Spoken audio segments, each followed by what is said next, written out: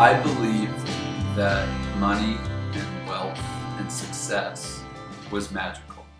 We were always in debt using credit cards, and my dad would be like, God, why do you make me so poor? Right? So I always believed as a 6-year-old, 7-year-old kid hearing that, oh, that's how it works. God just kind of picks and chooses who he likes, and okay, you're rich and you're poor, and it just kind of, you had no power or control over that. And so I truly believe that. And I actually truly had a standard and a level in my life where I never had enough. And I believed it. I truly believed that was how life would go. I remember driving by, on the highway where there's cars and they're all for sale on someone's farm or something, and seeing oh, this thing's for sale for, $18,000. I remember being like, who has $18,000? Like, who are these people, that have, yeah, I'd like to buy this trailer. I have 18. I just want to stare at them and be like, wow, how do you have an extra 18? It just didn't make sense to me. And so, when God threw me into business at 22 years old, it was the beginning of this methodical journey. It's not magical. It's hard work. It's trusting in the Lord. It's showing up again and again and again, and seeing that every cent that comes in is, you can know how it happened. You can duplicate it. You can make it better, and you can actually have exceedingly and abundantly more than you could ask or imagine. To me, that has changed a lot in my life of how I think life is supposed to work. The first month I ever made $5,000 in a month being self-employed, it just, that's how low my standards were of it's possible. I can't believe it. And after that point, it's kind of well, whatever else is possible after that, because that blew the roof off for my life. I never thought that was possible. You're never better than anyone, and you are who you are. But other people have things you could never have, and love that in other people. Rejoice in what you have and rejoice in what others have. What motivates me to get out of bed in the morning and to succeed, and to, as I progress in my life and open up things in my life, I open up things for my wife, I open up things for my children, I open up things for people that are in my circle and in my sphere. And it's really, I open up, as I step into more freedom in my life and achieve more things, I open that up for anyone else attached to me. And I don't hoard it for myself. I would hope it's for others. So, I'm getting up at 5 a.m. these days. I hate that, but I am. And the honest reason I'm doing that, why are you getting up at 5 a.m., Ben? To be better, and be number one. And that's what it takes to be number one. You get up at 5 a.m. and all the other idiots are getting up at 7. Not me, I get up at 5. It's not that. I don't want to be up at 5. But as God gives me more things to increase my capacity, something has to give somewhere. And I found that my family was suffering because I was trying to take that extra 2 hours and apply it elsewhere in the day, and I didn't have it. And the only way for my family to come in line, for my children to come in line, and for our life is me obeying God and getting up earlier. So that's what gets me out of bed, is because it's right. That's pretty much it. And the bigger picture is, I believe that I'm doing things every day that are affecting my great-grandchildren. My greatest failure, which is an ongoing thing, and so this is where my stories come out of, is when I believe I've got it figured out, right? Truly, I'm I got this. I'm screwed.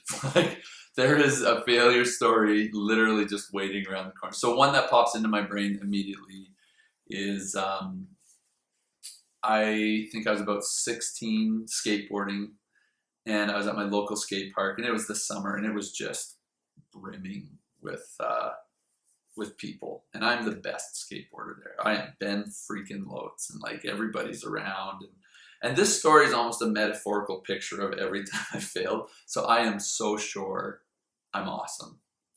And so, without getting into the mechanics of it, at a skate park, you've got a quarter pipe, which essentially goes like this and then just drops down into the transition.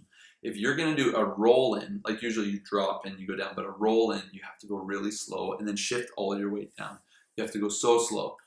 I remember being so into myself, and I'm coming around this corner to do a roll in, and I remember I'm like, better get out of the way, I'm coming. And then I took 2 power pumps towards it, which is so stupid. Like, I'm so like flying high and like hyped. I'm just like, so like going about 280% faster than I should for a roll in.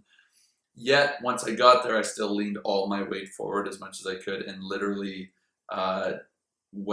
did a 5-foot top to bottom onto my hip in front of everyone, to which point the pain is so severe, but you're trying to look cool still, that you're like, and like limping, and it hurts so bad, and you're immediately humbled, right? Like you just feel so stupid. And essentially, and immediately too, you realize, oh, you're a jerk. And this is the outcome of you being a jerk, is this beautifully humbling scenario. I think out of that, I have so many stories. I mean, to authentically answer your question, my greatest failure is that constant belief that I'm more than what I am. And I mean that not in I believe I'm awesome, but I will believe I'm more awesome than I currently am, and it gets me into trouble. And I have to actually accept what I can't do at times and be good with that. Don't follow the way everybody does it, because everybody does it. And if you got that thing inside of you that says, I gotta do this, give it to God, trust Him, and go and do it. I would tell them that it is always better to try and fail than to not try at all. You have to. So embrace your suckiness. Show up and suck, believing that every time you try more, you'll suck less and less.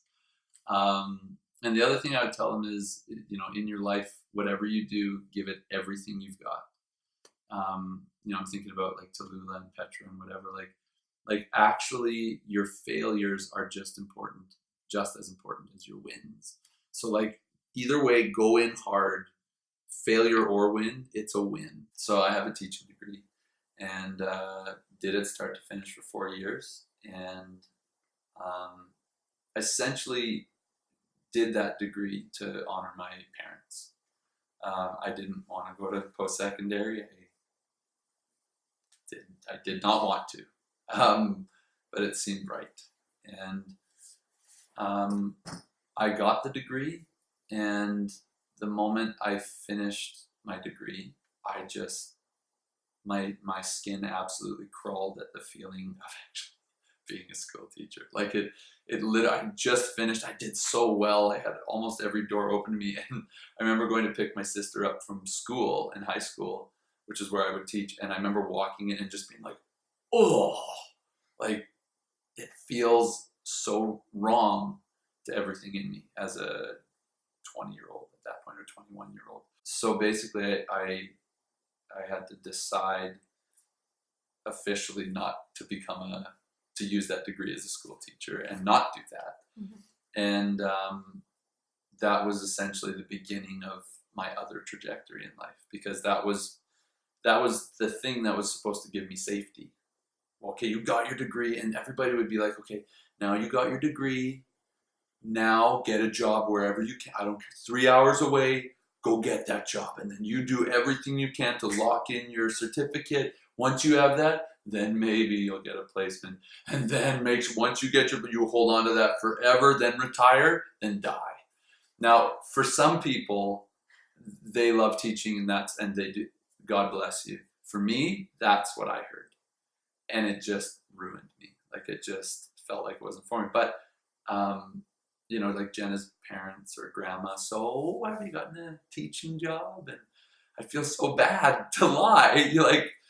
So I had to actually come out of the closet, as it were, as a loser, and just, no, I'm not going to be a teacher. I just married your daughter. Surprise, I'm unemployed.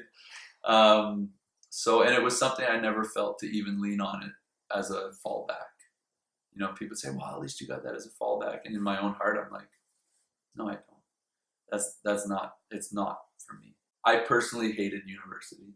I didn't understand in my second year why I was taking courses on geological rocks when I was trying to be a social studies teacher, right? Like my brain, and I just wanted to skateboard every single day. No, it wasn't a waste. One reason why is I met Jenna there. I met my wife there, and $20,000 for the love of my life is a pretty freaking good discount. I don't know. There's clout, I guess, that comes with having a degree. Like I have a degree. I never tell people. If anything, I'm like, oh yeah, and I have a teaching degree. You forget about it. I don't feel like it was a waste, and honestly, I feel like God told me to do it. The action of my 4 years was actually an honoring of my father. And it says honor your mother and father, and it will go well with you. And I can truly tell anyone the reason I went is because I felt God said, honor your dad. And he was adamant that I do post-secondary, and I wanted to go travel the world skateboarding, and I had an invite to go do this stuff, and it all looked so good, but there was something in me that was like, don't break from your father and honor him. And so, no, I wouldn't be where I was if I didn't, my faith was backed up with an action of 4 years of my time and effort. I got to meet my wife, and I believe the honoring and the time put in is I'm still getting investment returns from that decision. This is the one thing I saw in my own brain, is me and Jenna chose a path that sucked. The moment I chose not to use my teaching degree, we were unemployed. And I had great hope for my life. I always felt like it was going to be good. But honestly, we chose a brutal path for 10 years straight that was ever incrementally growing, but looked like nothing. And we missed mortgage payments. We never had enough. We had an empty fridge, and we kept adding children to that for some reason. And I totally looked like such a loser, and didn't even know about business. And God had me start business from scratch. And there were truly times that it would be so much easier just to quit. Often, and yet I always would hear God just whispering, you're on the right track. And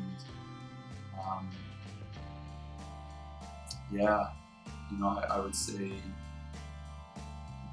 if you've got the word, just don't freaking let go of it, because everything in the company is perfect, but if it's in there, throw everything back at it and let your actions prove it. And I found for me and Jenna, I don't want to give like a success story. That's like not the thing I want to, then here's the freaking anecdote, and try to be like me, because I just want people to know. I just want people to know that the journey's freaking hard, and it sucks at times, and it's brutal, and you want to quit. And God, are you really there? And I've yelled in my car at God on so many occasions when things aren't working, and it looks so bleak. But He's never left my side. He's always been